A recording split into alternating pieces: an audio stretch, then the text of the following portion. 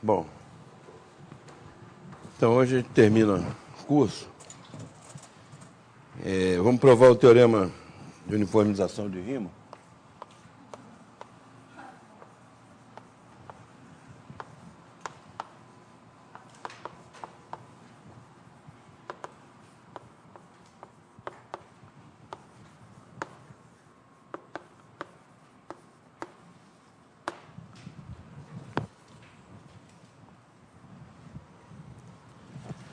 Bom, então, o teorema diz o seguinte. Consideramos um aberto simplesmente conexo de C, tal que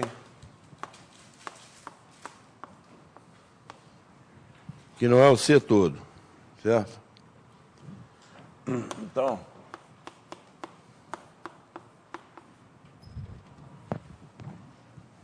dado D0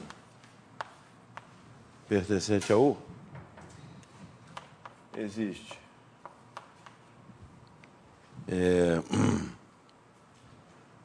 bilomorfismo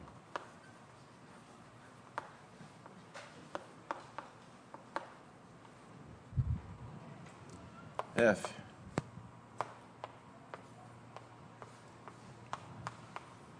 de U no disco, tal que F Z0 é a origem. Se,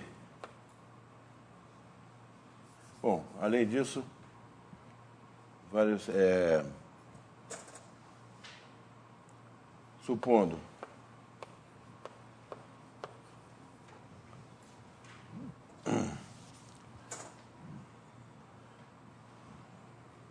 vou botar aqui I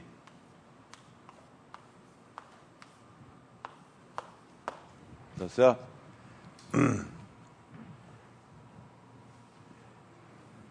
E supondo essa hipótese aqui, ele vai ser único, tá? Então, vou botar entre parênteses aqui. Tá?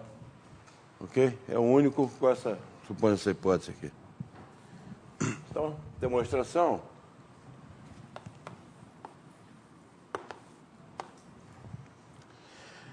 Então, eu vou usar o teorema de Montel. Lembrando aqui o teorema de Montel, ele diz que você pega uma família de funções localmente limitadas, é normal, né? Tá certo? Aqui no caso, se você considerar, então, o conjunto, vamos chamar H de U, D, conjunto das F, G, botar G, de U em D, holomorfa,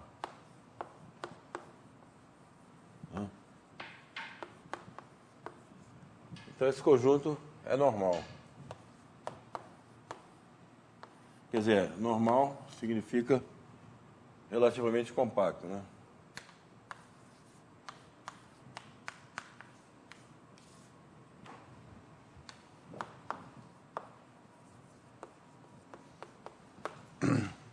Ok? Na topologia da convergência uniforme nas partes compactas, certo? Ok? Evidentemente, esse conjunto aqui existem funções aqui que não estão aqui. As funções cuja imagem está no bordo, as funções constantes, cuja... Não? O fecho aqui, esse fecho, na verdade, está contido no H de U, que são as funções holomorfas de U em C, tá certo? Ok? Existem funções aqui que não estão aqui, que são as funções cuja imagem está no bordo, tá? Então, isso aqui é a consequência do teorema de Montel, né? Então, vamos considerar aqui uma família de funções. Vai ser um caso particular F de U em D, F holomorfa. Esse Z0 está fixado, né? Então vamos supor que o F de Z0 igual a 0, tá? E F é univalente. Univalente para mim quer dizer 1 a 1, né? Certo? Ok? 1 a 1. Bom, então, esse conjunto aqui, esse aqui é o subconjunto que eu chamei de H de UD, né? Tá? Esse subconjunto também é normal, tá certo? O fecho dele é compacto. Bom, então, a primeira coisa que a gente vai provar, primeiro passo, vamos dizer assim, vai ser que o F é não vazio. Ok? Não é evidente que o F seja não vazio. Ok? Por exemplo, se o U fosse todo plano complexo, tá certo? Não existiria nenhuma função univalente. Ok? Porque toda a função de C em D é constante. Então, ok? Então não é evidente que existe alguma função em F. O segundo passo vai ser o seguinte.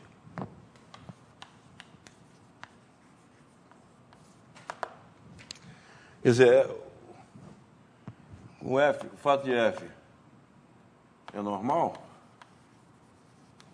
vai implicar o seguinte. Existe uma F pertencente a F, tal que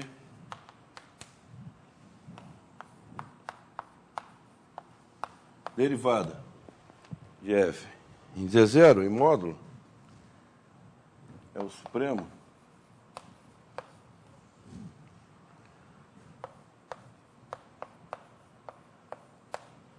do módulo dos H'. Z0, tais que H pertence a F. Bom, vamos botar assim. Primeiro, existe uma F com essa propriedade aqui. Então, nós vamos provar. Vamos provar que a F pertence a F, porque não é claro que a F pertence a F, tá certo? E que F de U igual a D. Então, essa F aqui vai ser uma solução do problema, módulo essa condição aqui, tá? Mas essa condição é só multiplicar a função por uma constante com módulo 1. Você multiplica a função por uma constante com módulo 1 para que a derivada fique positiva. Tá? Ok? A derivada da... Então, o que nós vamos provar, utilizando que F é normal. Então, ok. Então, vamos provar o primeiro passo.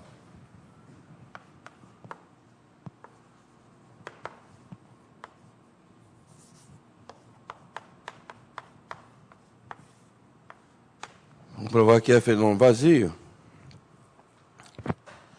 Bom, então, vamos lembrar que o bilomorfismo é uma relação de equivalência. Quer dizer, dois abertos são biolomorfos, é uma relação de equivalência no conjunto de abertos. Tá? Bom, então, eu vou substituindo pouco a pouco os abertos de tal maneira que... Então, vamos dizer assim, primeiro caso seria quando U é limitado. U é limitado, certo? Então, no caso que o é limitado, você tem que o está contido num certo disco, centro zero, não é isso? Então, você considera uma H de C, uma motetia, né? H de Z igual a Z sobre R, não é isso? Então, o H de U agora está contido no disco unitário, certo? Bom, agora você utiliza aqui os automorfismos do disco unitário. Isso aqui é o seguinte conjunto, vou lembrar aqui, né? Esse aqui é o conjunto das homografias da forma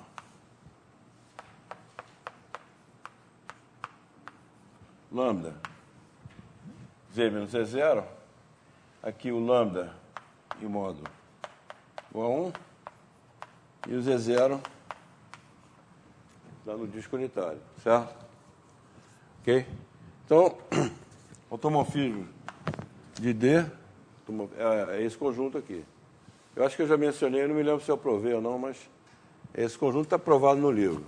Não vou provar aqui. Então, agora você compõe essa H com...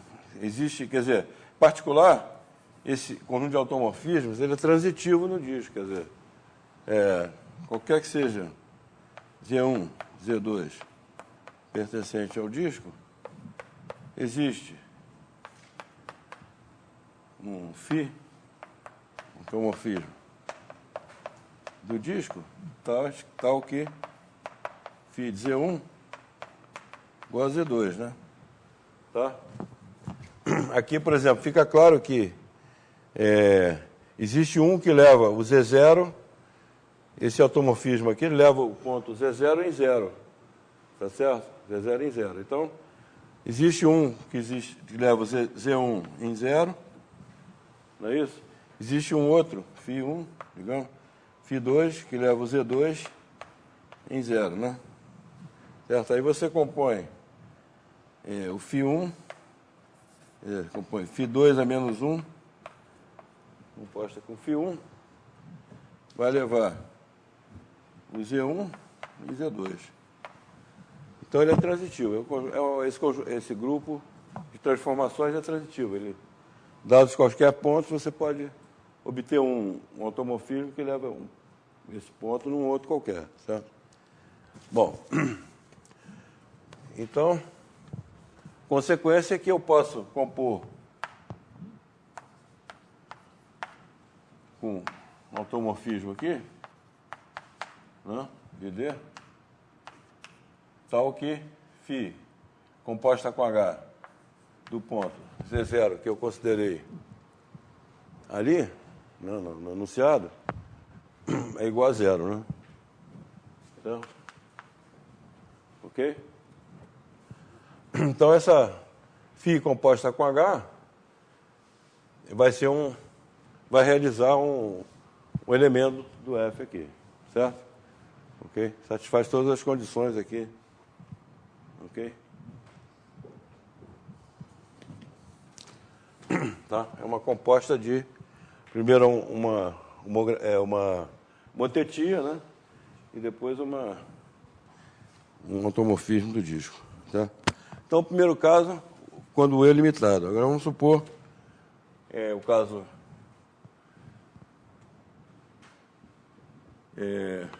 geral, quer dizer, não necessariamente limitado. Vamos fazer o seguinte, eu sei que aqui eu tenho que usar aqui a hipótese que o U é diferente de C. Não? Então, vou considerar um W0 pertencente a C menos U, certo? Ok? W0 pertencente a C menos U. Então, como o U é simplesmente conexo,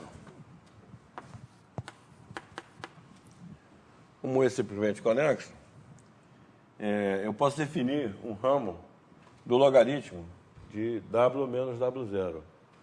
Certo? Existe um ramo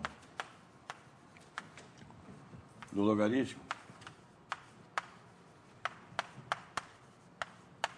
de Z menos W0 definido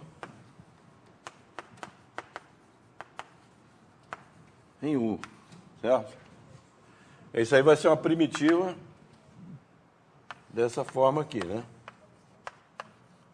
Primitiva dessa forma. Essa forma é holomorfa em U. U é simplesmente conexo, certo? Então, a primitiva disso aqui, né?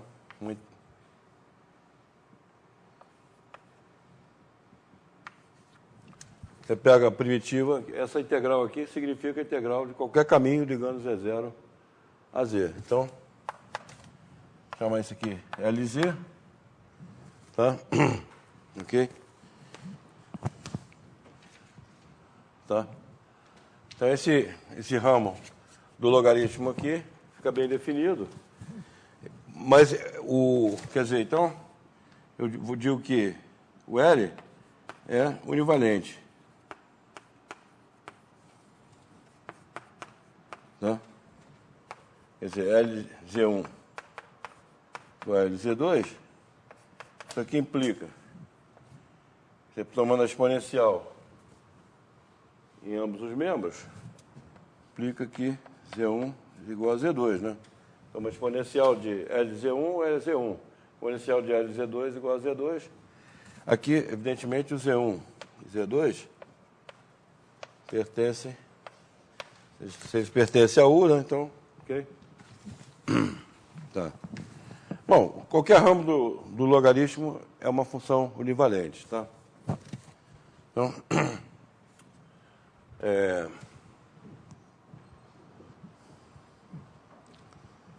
ok. Bom, então eu vou chamar V agora. Digamos, U1. Chamar U1 igual a L de U. O 1 é equivalente a U, né? Porque, certo? O L é univalente, então o L é uma abjeção holomorfa entre U e o 1, tá certo? Então, é um biolomorfismo, certo? Ok. Então, chamar o 1, eu digo o seguinte, uma afirmação é que C menos o 1 tem interior não vazio.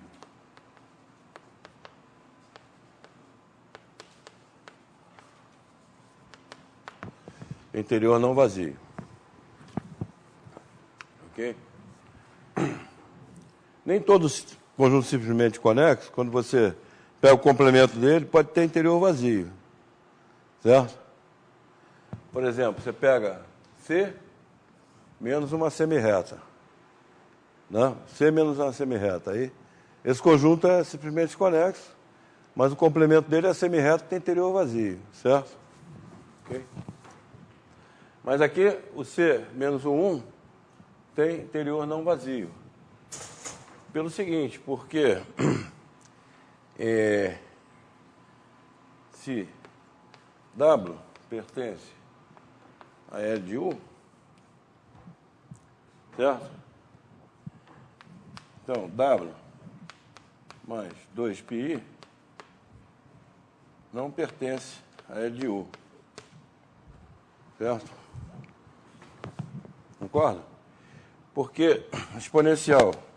Bom, esse W aqui, ele vai ser o logaritmo de um certo Z, né? Z pertencente a U. Certo? Mas, então, a exponencial de W igual a Z, mas também a exponencial de W mais 2πi. Certo? Esse W mais 2πi, ele não pode estar no U, no L de U. Certo? Ok? Tá? Então, o L de U, quer dizer... Então, vou apagar aqui. Okay, como consequência, se você pega um disco aqui contido no LU, o transladado dele de 2π não está contido no LU. Está certo? Então... O quê? Hã? Por que não está? Por causa disso aqui, ó. Tá? Quer dizer,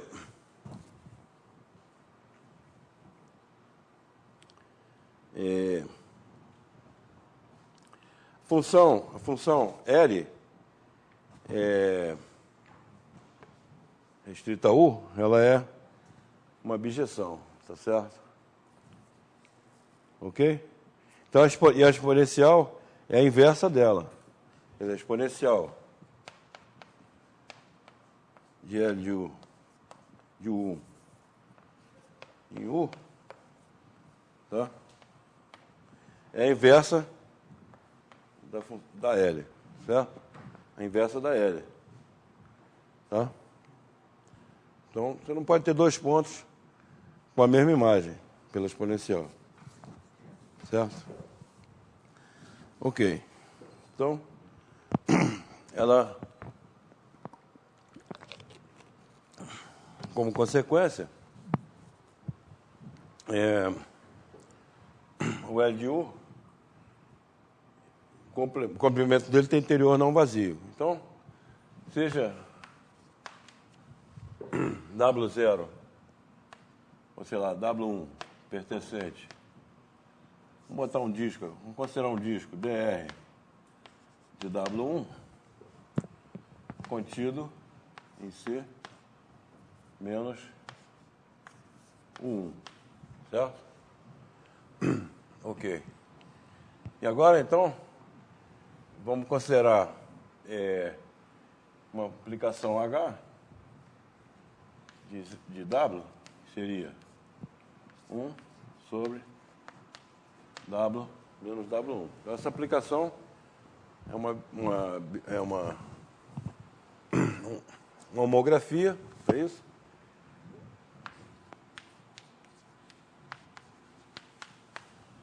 O H do DR do W1 é C menos, quer dizer, se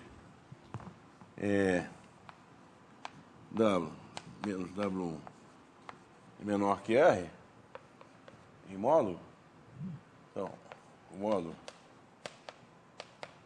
maior que 1 sobre R. Então, isso aqui é C menos...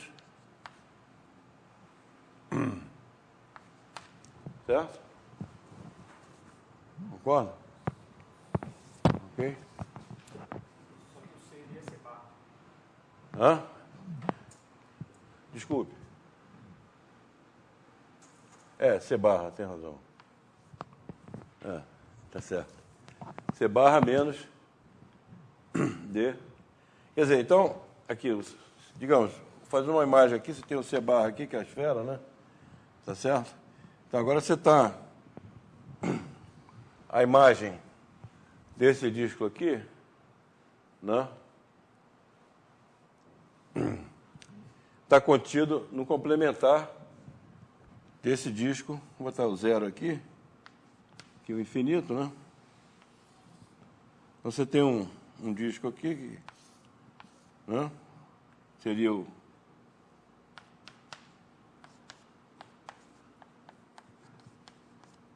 ter 1 sobre R de zero, né? Então, a imagem desse disco finito aqui está contido aqui, né? Tá certo? Ok? Portanto,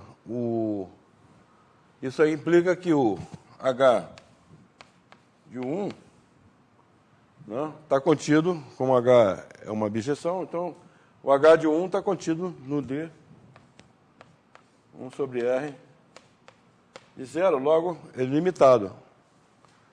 Tá certo?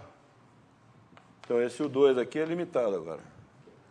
E o U2, ele vai ser equivalente ao U, né? Porque... Tá certo? Ele vai ser equivalente ao U. Né? Ele vai ser biolomorficamente equivalente ao U, porque o U é biolomorficamente equivalente ao 1, e o 1 biolomorficamente equivalente a esse U2. Tá certo? Então, agora esse U2 é limitado. Tá certo? A gente aplica o primeiro caso. Certo? Pelo primeiro caso, existe uma aplicação. Né? Então, você tem um certo ponto aqui, vamos chamar de Z1, pertencente aqui, que é a imagem, o Z1 é o HL de Z0, né? Certo? HL de Z0. Ok? H é isso aqui, o L o anterior, né? Então, esse ponto Z1 aqui, em U2, tá certo? É a imagem aqui. Então, existe como é limitado, pelo primeiro caso, existe uma aplicação, uma objeção holomorfa que leva o 2 num subconjunto do disco unitário e leva o Z1 em 0. Tá? Então, está resolvido esse problema. Então, o F é não vazio. Então, isso aqui está provado. Ok? Tá, então, provamos que o F é não vazio. Agora vamos passar para a segunda etapa. Quer dizer, então agora eu quero provar que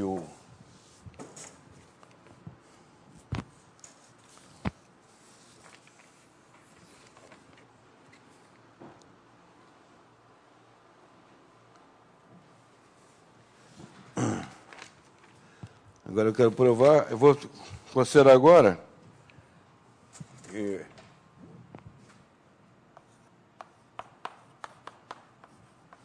segunda etapa, né? Vamos ver.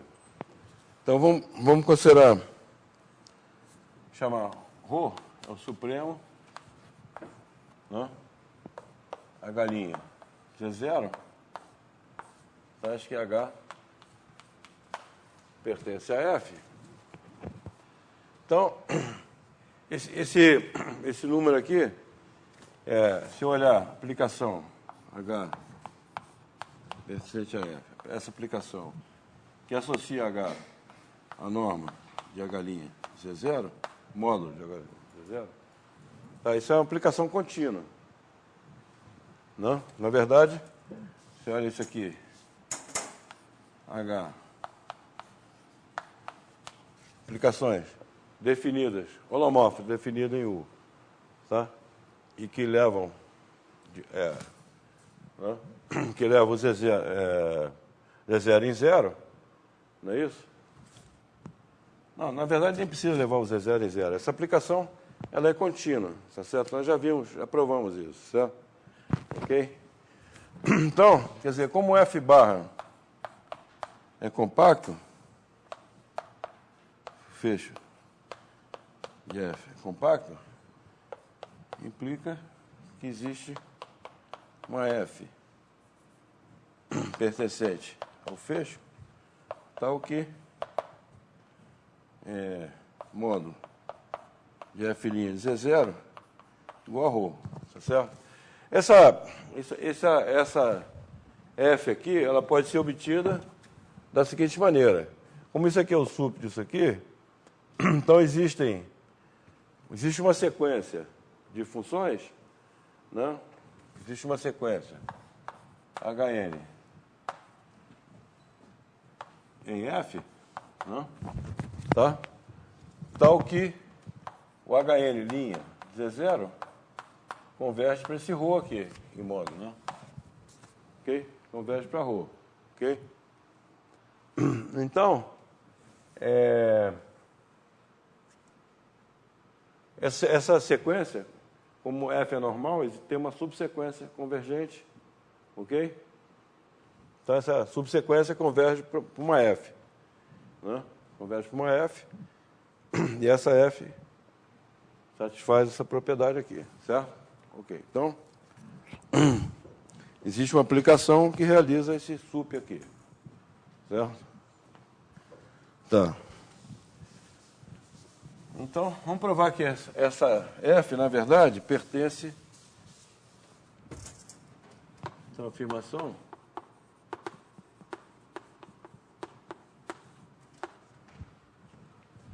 a F pertence a F. Aqui a gente vai usar o seguinte teorema.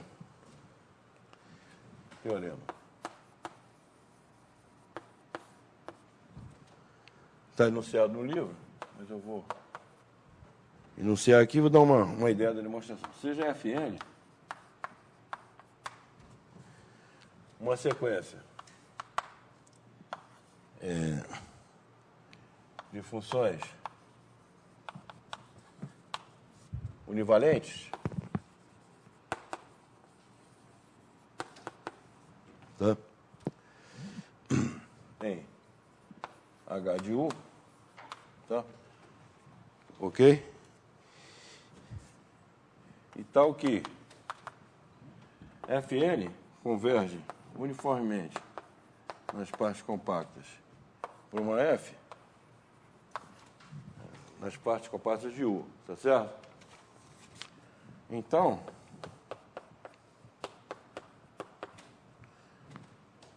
ou bem F é univalente, quer dizer, 1 a 1, né? Ou bem F é constante. Quer dizer, uma sequência de funções univalentes, ou ela converge para uma função univalente, ou converge para uma constante. Certo? Então, vamos provar esse teorema aí.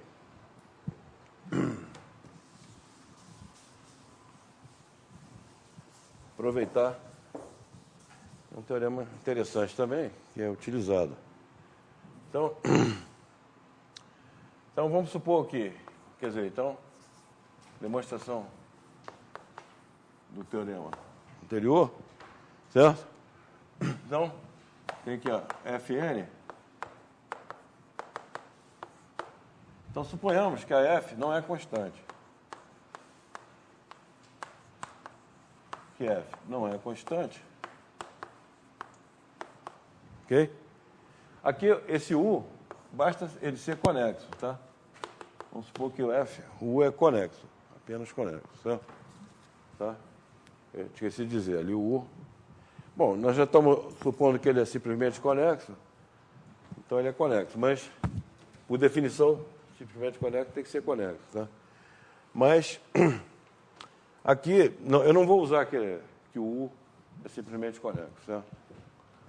Ok? Basta ser conexo. Então, suponhamos que F não é constante. Tá? E também não é univalente. Vou chegar a uma contradição. Certo? Por contradição, né? Certo?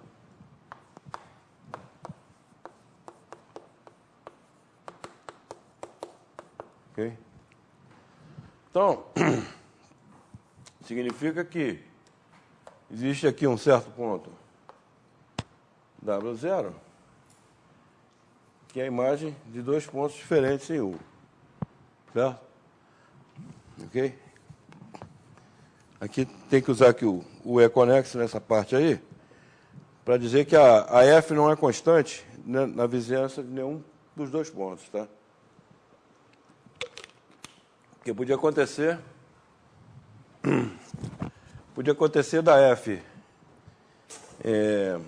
se não fosse conexo, ela ser constante na componente conexa que contém o Z1 e não ser constante na componente conexa que contém o Z2, certo?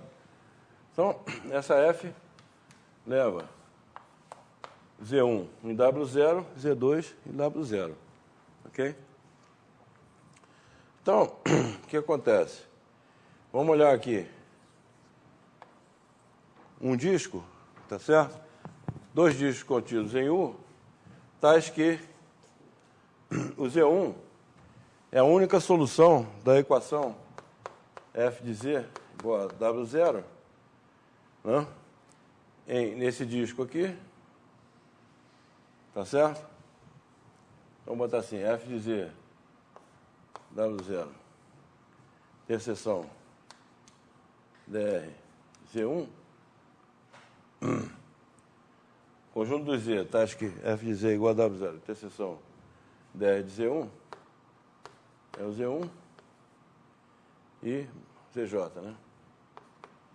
J, 1, 2. Tá certo? Então você pega discos fechados, pode até botar fechado para ficar mais simples. Tá? Então quando você olha 1 sobre 2π integral no bordo dr de ZJ de F' de W, F de W, dW, isso aqui é um número inteiro positivo. KJ positivo, que é o número de o número de vezes que isso aqui é a solução da equação, certo? Aqui, na verdade, é F de W menos W0, certo? Menos W0, ok? Então, é o número de vezes que esse, vou botar assim, F de Z, né? De Z, DZ, né? Número de vezes em que o ZJ é a solução da equação F de Z, ok? É a multiplicidade da solução, certo? Ok? Agora, acontece que, por essa condição aqui, isso aqui vai implicar, então, essa condição aqui vai implicar que existe um N0, tal que, se N maior ou igual que N0, então, a integral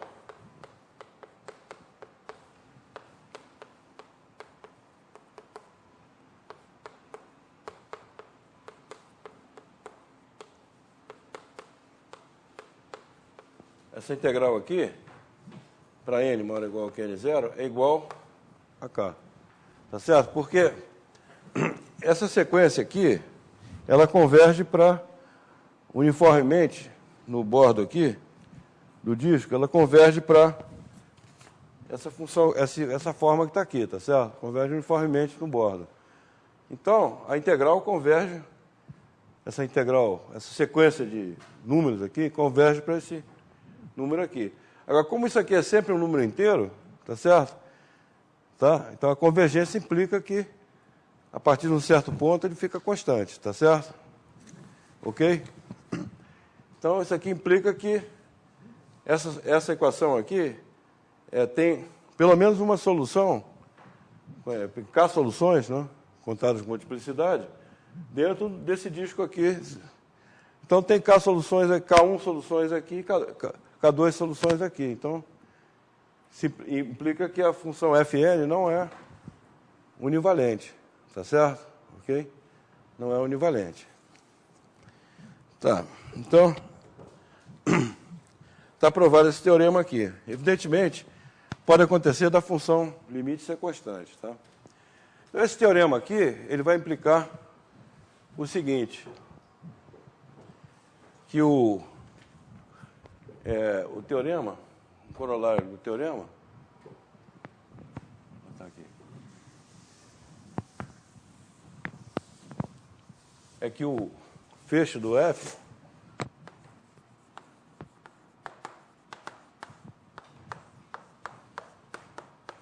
F união 0. 0 é a função identicamente nula. Concorda? Tá, porque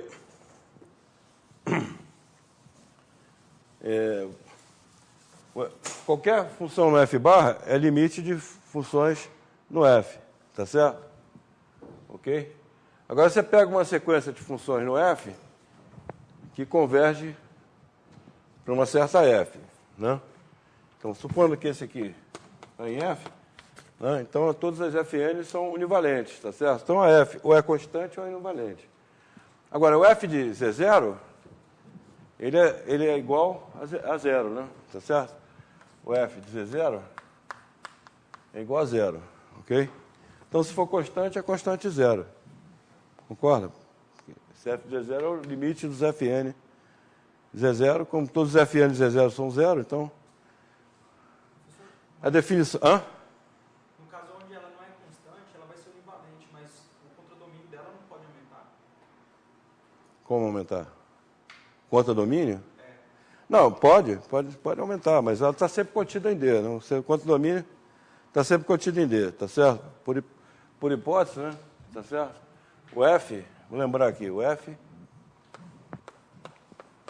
é o conjunto, vou botar assim, H, né? De U em D, tá certo? Tais que H é univalente, H Z0 igual a zero, certo? Esse é o F, né? Certo? Ok? Então, quer dizer, qualquer ponto que esteja no fecho do F também tem que satisfazer isso aqui. Mas não necessariamente isso aqui, certo? Ela pode ser constante igual a zero, ok? Mas caso não seja constante, tem que ser univalente pelo teorema anterior, tá certo? Ok? Bom, então, evidentemente, como F é diferente de vazio, tá? Esse ρ aqui é positivo, tá certo? Esse ρ, ele é positivo. Então, essa F que satisfaz isso aqui, ela não pode ser constante, porque a derivada dela no ponto Z0 é diferente de zero. Como não é constante, então é univalente, pelo teorema anterior. Por que o ρ é positivo? Hã? Por que o ρ é positivo? Ρ é positivo? Porque o F é diferente de vazio. Tá? F é diferente de vazio. Então, o que é o F? O F são as funções univalentes, tais que o H de Z0 é igual a zero. Não poderia acontecer de todas terem derivada zero Zero? no Z0? Não pode, porque quando é univalente, a derivada é diferente de zero. É uma questão da prova, certo? Tá certo? Quando é univalente, a função é um biomorfismo sobre a imagem, tá? A questão da prova diz que uma função univalente, necessariamente, a derivada dela em todos os pontos é diferente de zero. Concorda? Esqueci de mencionar esse detalhe, mas é a questão da prova, certo? Ok? Tá? Bom, então, daí a gente concluiu que, que essa função considerada, que tal que satisfaz isso aqui, ela pertence a F, né? Tá certo? Ela satisfaz a definição. Então, a F pertence a F, ok?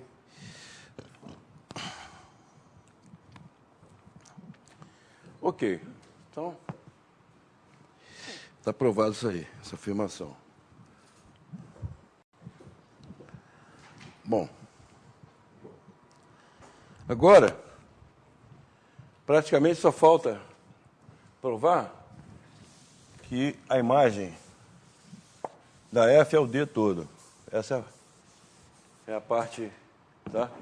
Então, a afirmação seguinte é que F de U igual a D, tá certo? Provando isso, então acabou a demonstração. Essa aí, F aí, realiza módulo a unicidade, tá certo? A unicidade a gente vê depois, certo? Módulo a unicidade, acaba a demonstração. Ok, então,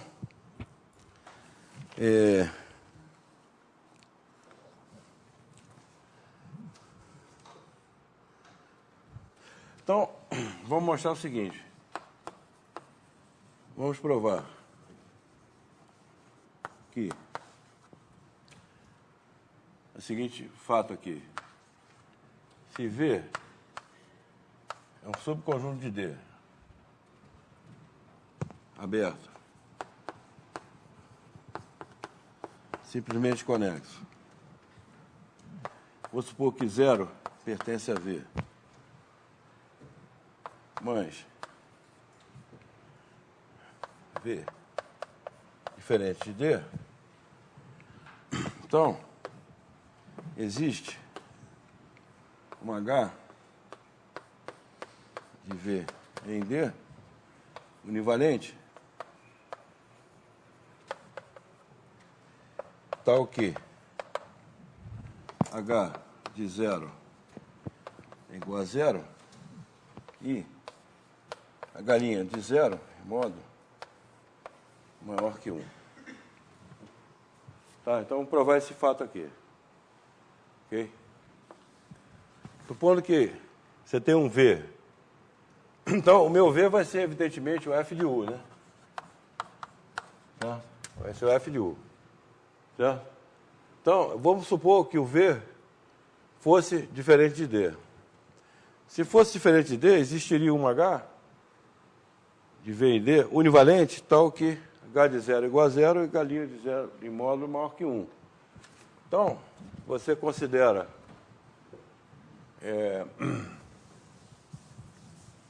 considera agora essa H composta com a F. Você considera H composta com F, vai de U agora em D, né? Tá certo? Ok? O H de 0, o chamar de F1, né? F1. O F1 de 0 igual a 0, né? Por quê? Ok? Igual a 0. E o F1' de Z0 em módulo, isso aqui, H' F, H' de 0, né? Vezes, pela regra da cadeia, vezes F' de 0. Mas esse aqui é maior que 1, então esse aqui é maior que esse. Certo? Então isso dá uma contradição, ok? Então isso vai dar contradição. Ok? Então, basta a gente construir. Dada essa V aqui, qualquer V que não é igual ao D, tal que o 0 pertence a V, então basta construir esse H. Essa aplicação H. Então, o problema se resumiu a isso agora. Bom, então,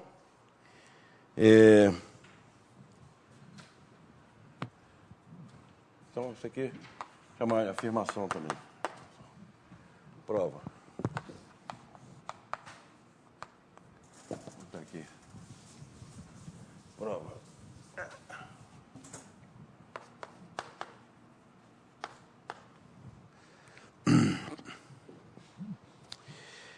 Então vamos supor que vamos pegar um W0 no complemento. D menos V, né? W0 no complemento. Certo? E vamos chamar. Vamos pegar um automorfismo do disco que leva o W0 em 0. Tá? Então, esse automorfismo vou tomar como T de Z, Z menos W0, sobre 1 menos W0 barra Z. Esse T de W0 é igual a 0, e T de 0 é menos W0, né? Certo? Ok? Tá? Bom, então,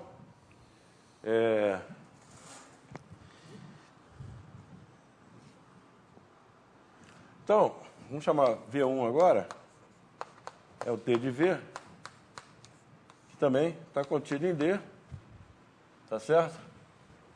Mas agora, é o 0 que não pertence a ele, tá certo? O 0 não pertence a ele, ok? Tá certo? Tá? E ele é simplesmente conexo. Né? Ok? Porque o T é um homeomorfismo de C barra. Então, ele é simplesmente conexo. Tá? Ok, então, existe um ramo do logaritmo. Né? Existe um ramo. Na verdade, eu quero um ramo da raiz quadrada de T de Z em ou raiz quadrada de W definida em V1. Certo? Ok? Existe um ramo da raiz quadrada que é definido, você pode definir da seguinte maneira: você pega um ramo do logaritmo, ramo do log em V1, né? Tá certo? Porque o zero não pertence a V1, então tem um ramo do log, ele é simplesmente conexo, tem um ramo do log definido em V1, e aí você define esse ramo da raiz quadrada,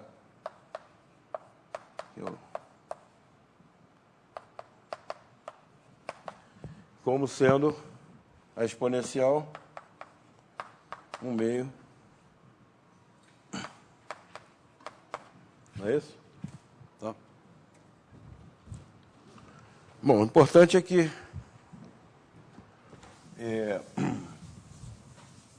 o quadrado, vou chamar de H1, isso aqui, H1. Essa φ aqui, deixa eu mudar a notação, porque... Ok? Para ficar coerente aqui com... Ok.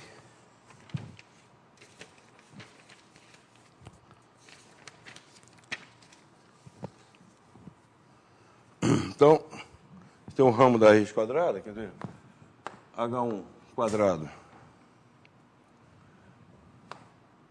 de W igual a W, né? E H1 composta com T de Z quadrado igual a T de Z, né? Certo? Qualquer seja Z pertencente a V. Bom, esse H1 é univalente. Essa H1 é univalente. Tá certo? Ok? Por causa dessa equação aqui. Dessa aqui também. Certo? Tá? Essa equação aqui implica que H1 é univalente. Né? Ok? Você supõe que H1 de W1 igual a H1 de W2, tá certo? Eleva ao quadrado W1 igual a W2, tá certo? Ok, então...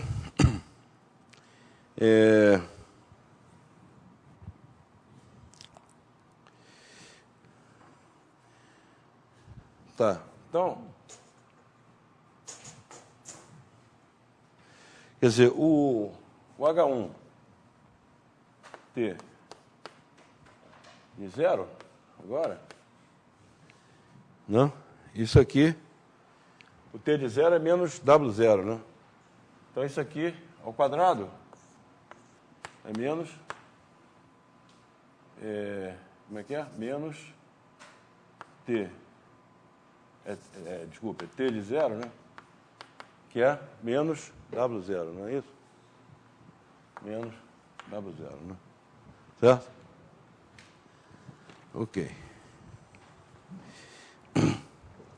Bom, então vamos considerar agora. Então, só fazer um esquema aqui. Eu tenho aqui a meu V, o V, né? Tá certo? Que eu considerei originalmente. Levei pelo T aqui no V1. Esse aqui é...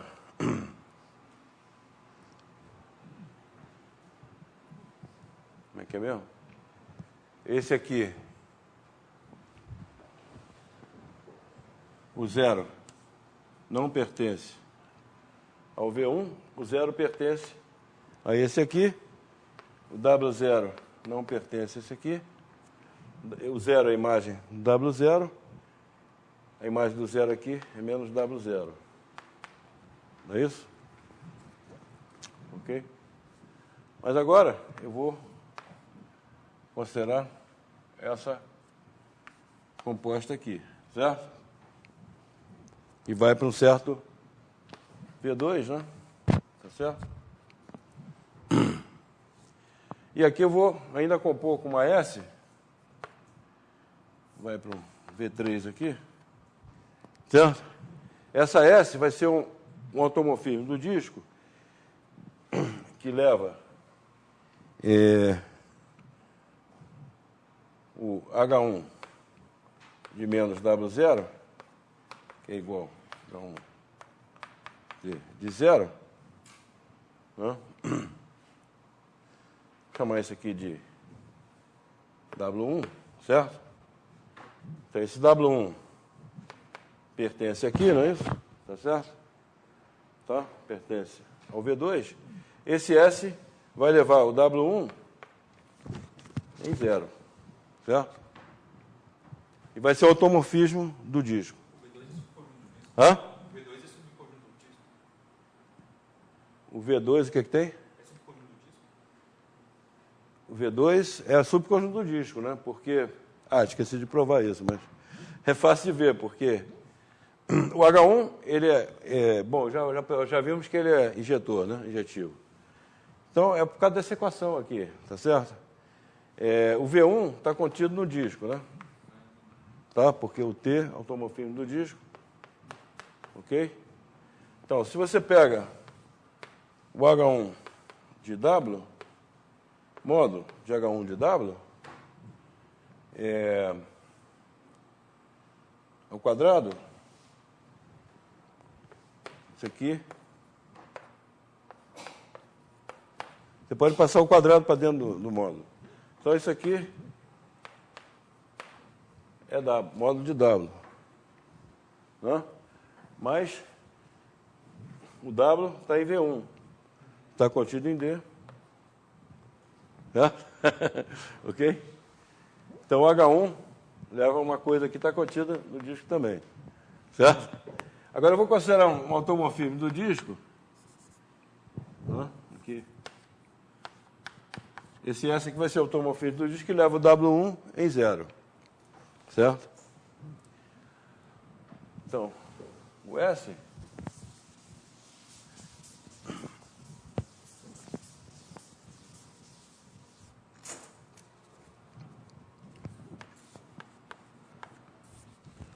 S de W vai ser lambda W menos W1 sobre 1 menos W1 barra W. E esse lambda, módulo 1. Todo automorfismo no disco é dessa forma.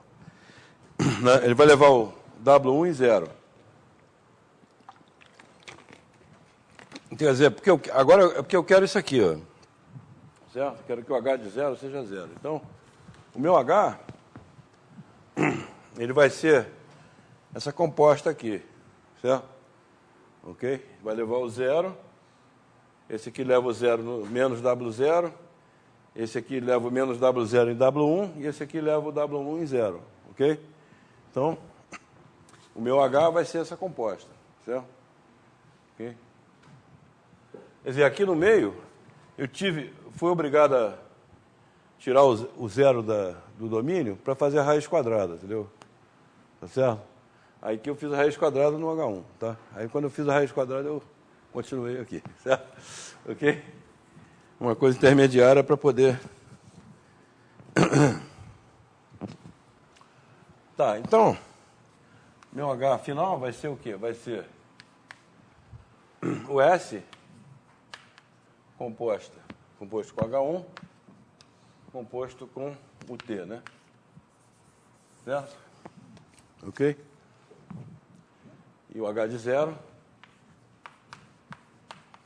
igual a 0, né? Certo? Agora, o que eu tenho que provar é que o H' de 0 em módulo é maior que 1. Basta isso. Então, o H' de 0 vai ser o quê? Vai ser o S' isso de W1, não é isso? S' de W1 vezes H1' de menos W0, né? Certo? Ok? Vezes T' de 0. Certo? Então, nós temos que calcular todas essas coisas aí. Aí é que dá mais trabalho, certo? Bom, então, o S' de W, isso aqui é o seguinte, é lambda 1 menos W1 quadrado sobre 1 menos, certo? Ok? Tá? Tem que fazer a conta aqui, ver que dá isso aqui, tá? Então, o S' de W1, isso é lambda. Bom, o que vai aparecer aqui no denominador é 1 menos módulo W1 ao quadrado, certo? Né? Então, isso aqui vai ser como é? Lambda. Esse aqui é 1 menos módulo W1. Aqui é. Então, fica lambda sobre 1 menos 1 menos W1 quadrado. Não é isso? Então, S' de W1 é isso aqui. Certo? Bom, vou deixar aqui o...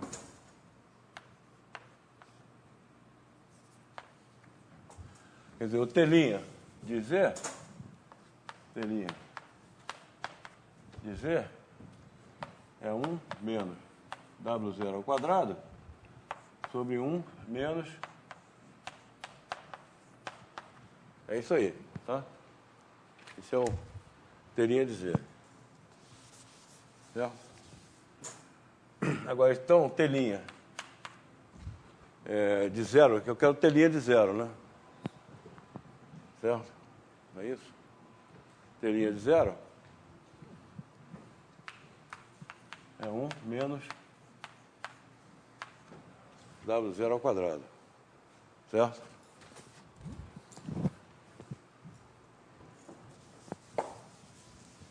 Bom, agora, o H1 linha,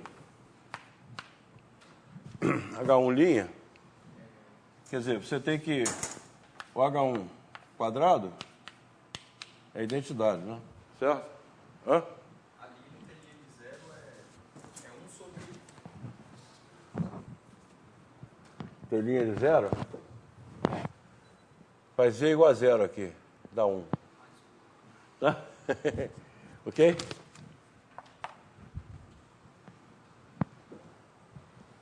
Bom,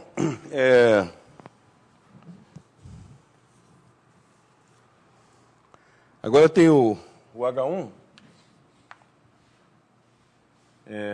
H1 de Z, isso aqui é exponencial, né? Exponencial, 1 meio, logaritmo de Z, né? Não é isso? É de Z, né? O H1. Então, o H1' de Z é 1 meio H1 de Z vezes 1 sobre Z. Não é isso? Ok? Tá?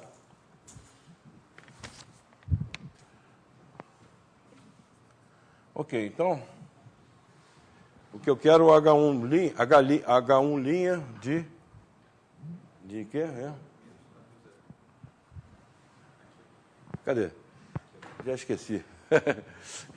H1' de menos W0.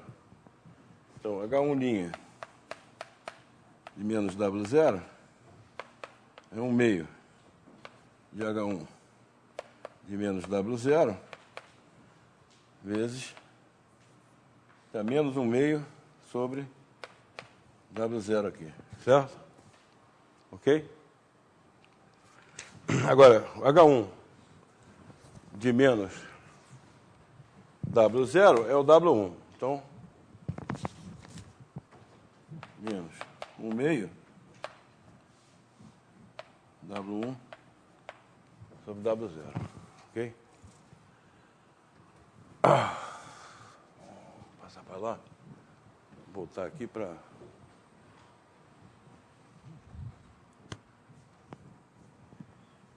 Vou apagar aqui.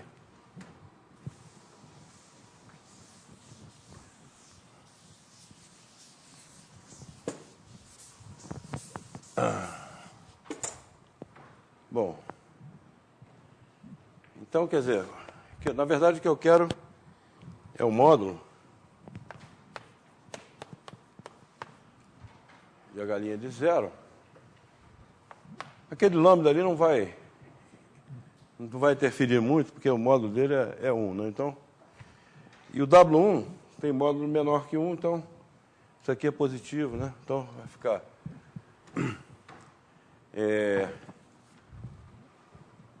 1 sobre 1 menos W1 ao quadrado vezes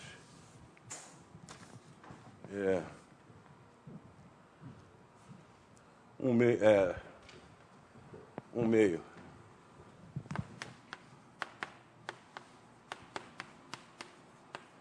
é isso?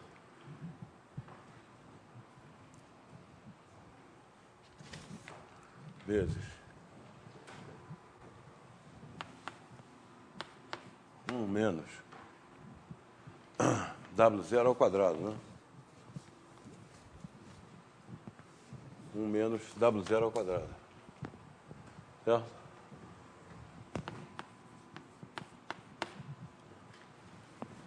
Agora, acontece que o H1 de menos W0 ao quadrado, isso aqui é o W1, né? Certo? Concorda? Não, é W1 ao quadrado. Isso aqui é menos W0, que é W1 quadrado. Não é isso? Tá? Essa relação. Então, o módulo de W0 é o módulo de W1 quadrado. Certo? Então, isso aqui é módulo de W1 ao quadrado. E isso aqui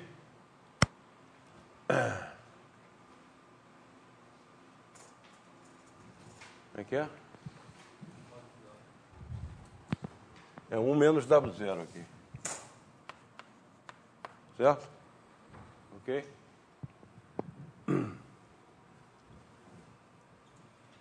Então, a gente pode escrever assim, ó.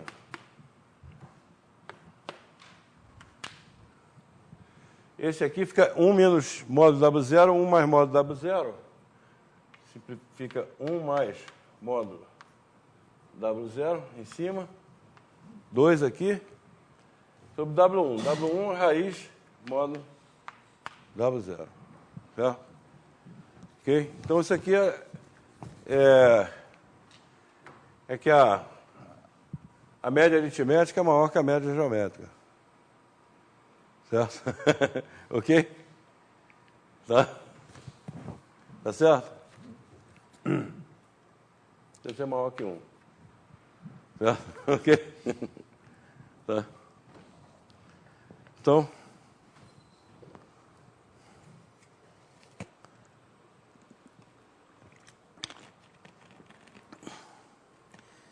ok, então está demonstrado o teorema, só falta a unicidade, tá certo? Ok? No livro eu dou uma condição a mais para definir o F, mas é irrelevante. Aqui na definição do F do livro, eu ponho que o F' de 0 é positivo, mas, ok? F' de 0 é positivo, mas isso é irrelevante. Basta considerar isso aqui. Agora, na unicidade, é quando F', Z0 positivo, você pode sempre supor isso aqui multiplicando o F por uma constante de módulo 1 conveniente, certo? Então, isso aqui implica que existe uma única F, tal que existe uma única F com essa aqui, tá certo? Ok? Então, isso aí não é difícil de ver também. Aí decorre da classificação dos automorfismos do disco, que, na verdade, é um corolário do lema de Schwartz, né? Lembrando aqui, tá certo? Então, você tem aqui uma F1, uma F2,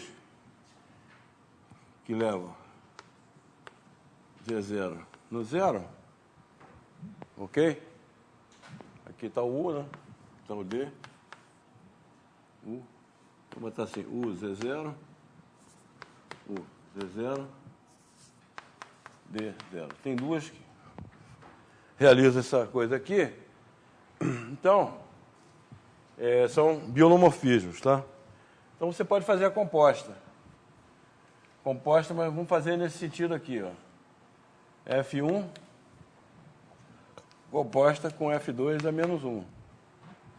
Tá certo? Então, essa, agora, ela leva D0 em D0. É o automorfismo do disco agora. Então, pelo lema de Schwartz, qualquer automorfismo do disco que realiza isso aqui, que leva o 0 no 0, é a multiplicação por uma constante de módulo 1. Então, F1, F2 menos 1 de Z, lambda Z, onde lambda módulo é igual a 1. Certo? Então, compondo aqui com F2, à direita, você tem que F1 de Z é lambda, F2 de Z, que é Z pertencente a U, né? Certo? Ok? Você compõe aqui à direita e compõe à direita aqui. Isso aqui é multiplicação por lambda. Compor multiplicação por lambda com F2 é isso aqui, certo? Então você tem essa igualdade aqui, onde lambda tem módulo 1, tá certo? Então, evidentemente, se ambos são positivos, o lambda tem que ser positivo. Então, ele é igual a 1. Tá certo? Ok? Então, isso é a unicidade. Tá? Bom, então com isso aí, a gente termina completamente a demonstração. Agora, só umas observações, né, sobre o teorema. Então, a primeira observação é que, bom, nós vimos que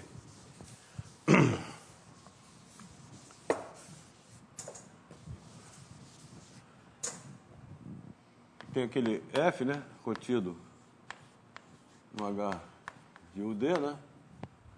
Tá certo? E o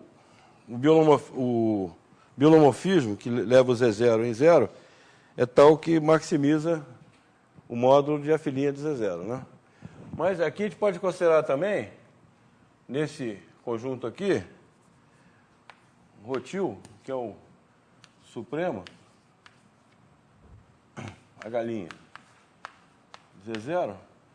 Não, agora a gente considera, nesse conjunto aqui, a gente considera um conjunto, sei lá, vou chamar F-til, é o conjunto das F, tais que F, Z0, igual a 0. Só põe essa condição aqui, tá? Só essa condição, não põe a univalência. Então, a observação é que esse rotil aqui, ele é exatamente igual ao ρ, tá certo? Aquele ρ que eu considerei, que é o supremo também. É o supremo do H' Z0, tais que H pertence a F, aquele F original, tá? Quer dizer, o que realiza isso aqui, o supremo, no F2, nesse F2 aqui, é o mesmo, vai ser um biolomorfismo também, tá certo? Ok? A demonstração é o lema de Schwartz, é a consequência do lema de Schwartz, porque você tem agora a F que maximiza em F, né? F, vamos dizer aqui, você tem uma F1, tal que módulo F1' de 0 igual a ρ, e você tem a F2 em F2, tal que F2' de 0 igual a ρ2, né? Tá certo? Evidentemente, esse F2 aqui, ele contém o F, né? Certo? Ele contém o F porque o F tem uma restrição a mais que são univalentes, tá? Então, você tem isso aqui. Ok? Bom, agora então você pode fazer F2 composta com F1 a menos 1. Né? O F1 é o biolomorfismo do disco, né? Em U, e o F2 leva U em D. Então, você tem uma aplicação de D em D que leva o zero no zero também, tá certo? Né? Ok? Por essa condição aqui. Né? Leva o zero no zero. Então, derivada dele, pelo lema de Schwartz,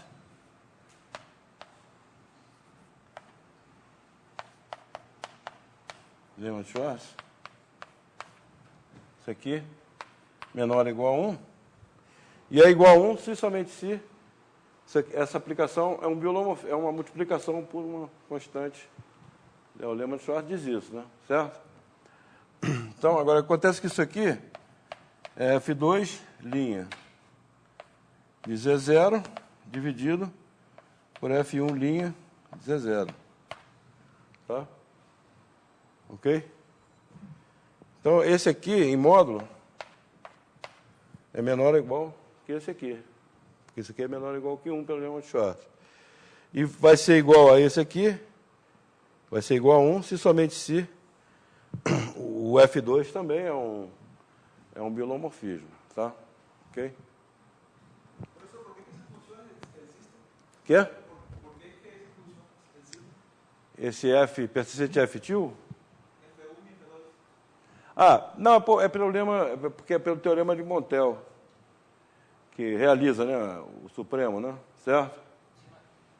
É o lema de Montel, teorema de Montel. O teorema de Montel diz que toda família de funções holomorfas localmente limitada é normal, quer dizer, o fecho dela é compacto, tá certo? Na topologia da convergência uniforme nas partes compactas, tá certo? Ok? Pertence a F2? Porque o F2, ele realiza o supremo, tá certo? Então, ele não é uma função não constante, porque ele realiza o supremo é positivo. Porque ele limite de funções que estão em F2. Todas elas valem zero. O rotil Mas todas elas valem zero, né? No Z0. O rotil é maior ou igual que o ρ, tá certo? Porque o F2, ele contém o F, né? O F2 contém o F. Então, o supremo dele é maior ou igual que o supremo do F. Então, esse aqui é maior ou igual que o ρ. O ρ é maior que zero, então o rotil também é maior que zero, tá certo? Ok? Então, esse aqui existe porque existe uma sequência de funções em F2, cujo módulo da derivada em Z0 tende para esse rotil aqui.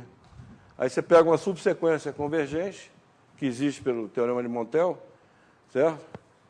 E aí esse limite vai ser o F2, certo? Ok? Sim, mas porque o F2 não é fechado em H de 1. Sim? O F2 não é fechado, porque ele Fechado em H de 1. Você tem que provar que Não, ele é fechado. O F2, nesse caso, eu não estou fazendo a condição. O F2 é fechado. Ele não é ele é fechado porque toda função em F2 satisfaz isso aqui.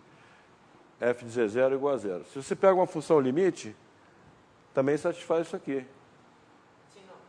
Mas você também está... Eu acho que você está pegando efetivo como as Fs, dá o quê? F de C0 igual a zero e também dá o quê? A imagem? A imagem é F. Certo? Tá? Então, poderia acontecer que o F2 não tenha imagem contida completamente no disco. Não tem imagem completamente contida no disco? Não, isso não pode acontecer. Por quê? Porque você supõe o F... Você pega uma sequência Fn em F2 que converge para uma G, né? Não? Então, Fn menor que 1. Explica. G menor ou igual a 1. Bom, acontece o seguinte, se existir um ponto onde a G é igual a 1 em módulo, a G é constante, concorda? Pelo princípio do máximo. O princípio do máximo diz que você tem uma função que atinge o máximo no interior do domínio, em módulo, ela é constante. Então, mas acontece que o G de Z0 é igual a zero, então, concorda? Tá certo? Então, agora tem razão. Você tinha razão. Não é imediato. Tá, então, mas se eu definir o F2 assim, ele fica fechado agora. Tá? Ele é fechado. Na verdade, é compacto. Esse F2 é compacto agora. O F não é compacto porque tem uma sequência de funções univalentes que tendem para a função identicamente nula. Entendeu? Por isso que ele não é fechado. Ok? Tá, então, outro fato interessante é que, vamos dizer assim, que esse não vai dar tempo de provar aqui, mas está feito aí no livro. É uma caracterização dos simplesmente conexos de C-barra. Quer dizer,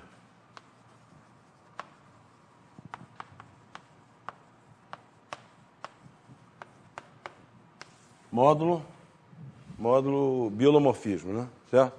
Então você tem o próprio C-barra, que é simplesmente conexo, tá? Tem o C e qualquer outro, vai ser equivalente ao disco. Então você tem 3 possibilidades, tá certo? Para simplesmente conexo de C-barra.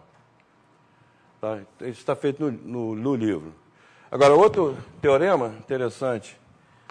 Esse aqui é mais fácil, porque esse aqui é fácil. Relativamente fácil. Né? Outro teorema interessante é o seguinte.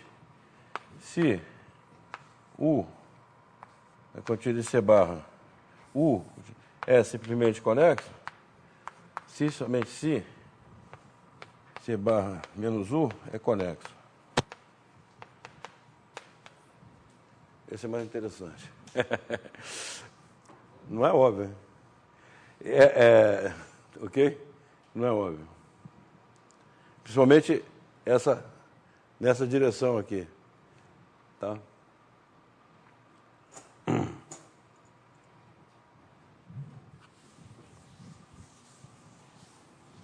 Está feito aí no livro. Tá? Pode. Essa demonstração está feita no livro. Então, por exemplo, você pega uma curva simples, tá? Uma curva simples, mas não fechada, ok? Tá? Então, em C-barra, tá? Uma curva simples. Então, o complemento disso aqui é simplesmente conexo, tá? Então, tem vários exemplos aí. Outro exemplo, que é menos óbvio, é o seguinte, você pega aí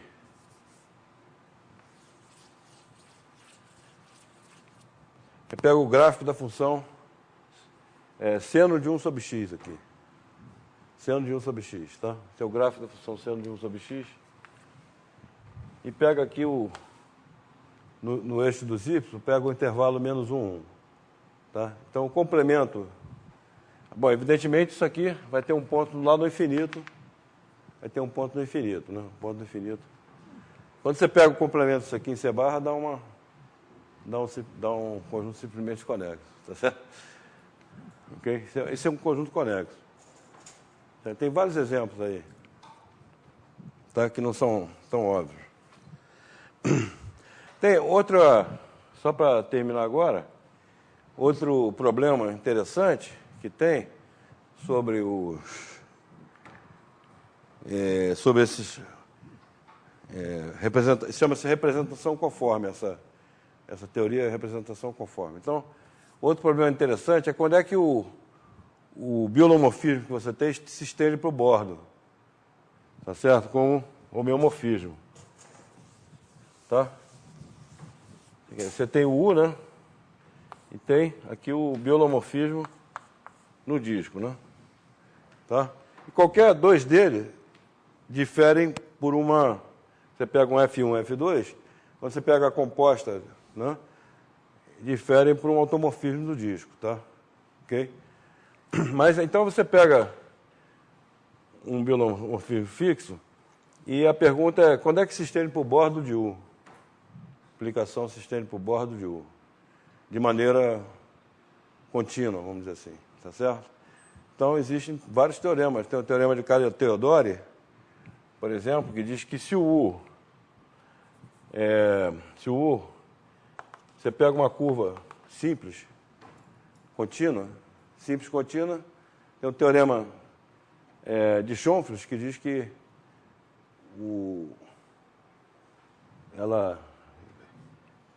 a parte limitada dela, né? Uma curva simples fechada. Então, você tem o teorema de Jordan, que diz que ela divide o plano em duas regiões, uma limitada e outra ilimitada, né? E a parte limitada, o teorema de Schonfeld diz que é diffeomorfa ao disco, né? Certo? Mas aqui tem o teorema de Cario-Teodori, que é mais forte, que ele diz que, nesse caso aqui, a representação conforme, qualquer representação conforme, se estende continuamente para o bordo, com homeomorfismo. Tá certo? Ok? Então, na verdade, você tem o F se estende continuamente para o bordo, com homeomorfismo, e é o teorema de Cario-Teodori. Tá certo? Mas isso aí não tem no livro, tem outros livros aí, tem. Certo? É já uma coisa mais refinada. Tá, e tem casos em que também a extensão, tem casos em que a extensão se estende um pouquinho além. Tá? Quando, por exemplo, quando a fronteira é analítica, é uma curva analítica, certo? Aí esse F se estende um pouquinho além, entendeu? Esse é mais fácil, aí tá certo? Digamos que se a fronteira for uma curva fechada, simples, analítica, real, não, então você pode estender numa vizinhança do U barra, né? Pequena vizinhança do barra, você pode estender como uma aplicação holomorfa também. Tá certo? Tá, então, vou parar por aqui. Tem alguns desses teoremas são utilizados, realmente utilizados. Então, segunda-feira, vamos ter a prova aí, tá certo? Vai começar mais cedo a prova? Pode ser 1 hora.